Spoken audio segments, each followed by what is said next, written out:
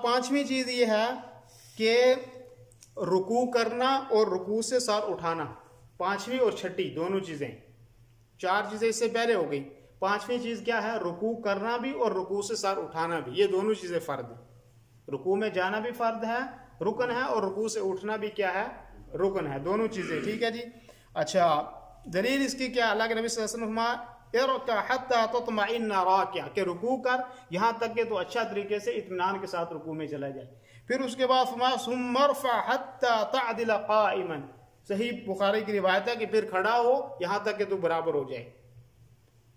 और अक्सर और बेशतर जो हमारे यहाँ नमाज में गलती होती है, जिसकी वजह से नमाज नहीं होती, वो क्या है? वो यही है कि हमारे यहाँ इस चीज़ का ख्याल नहीं रखा जाता। अक्सर और बेशतर आपने बुजुर्गों को नमाज पढ़ते हुए देखा होगा, आम नौजवान भी क्या पढ़ते हैं हमारी तरफ नमाज, रुकू में गए अल्लाह अकबर, उठे उधर से ही सजदे के अंदर चले गई, तो ये नमाज नहीं होती। बात समझ में आ रही है आपको? मिसाल के तौर पे मैं आपको करके बता देता हूँ। अब आदमी रुकू में गया, अल्लाह अकबर करके रुकू में गया, से ये रुकू हमने करना है, अच्छे तरीके से रुकू करना है, ये भी फर्ज है। अच्छे तरीके से रुकू करना है, ये भी फर्ज है इस तरीके। अब रुकू से हम उठे, उठने के बाद हमने इस तरह खड़ा होना है। हाथ अगर बांधो आप ठीक है, नहीं बांधे कोई मुश्किल नहीं, लेकिन आपने खड़ा होना क्या है? जरूरी है। ऐसे पूरा खड़ा होना जरूरी है। इतना खड़ा होना है कम से कम 3 मरतबा सुभान रब्बियल अज़ीम, सुभान रब्बियल अज़ीम कहते। लेकिन इस खड़े होने में भी आपने रब्बाना लकल हम्द कम से कम कहना है, वो आगे वाजिबात की बात में आएगी।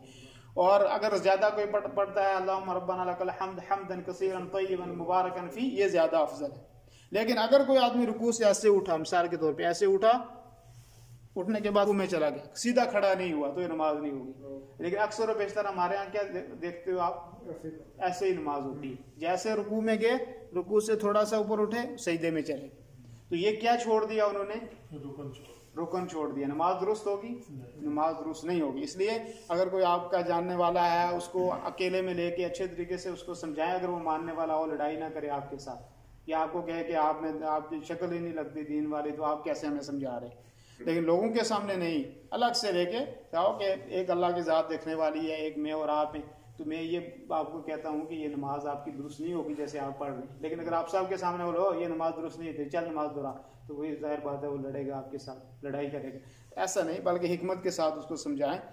तो ये ज़रूरी है। अक्सर व बेशतर हमारे यहाँ जो नमाज लोग पढ़ते हैं, वो सबसे बड़ी कोताही नमाज के अंदर एक ये है कि जब रुकू में जाते हैं तो रुकू से उठते ही नहीं, फौरन सजदे के अंदर चले जाते हैं। तो इसलिए रुकू से उठना, रुकू में जाना और रुकू से उठना भी क्या है?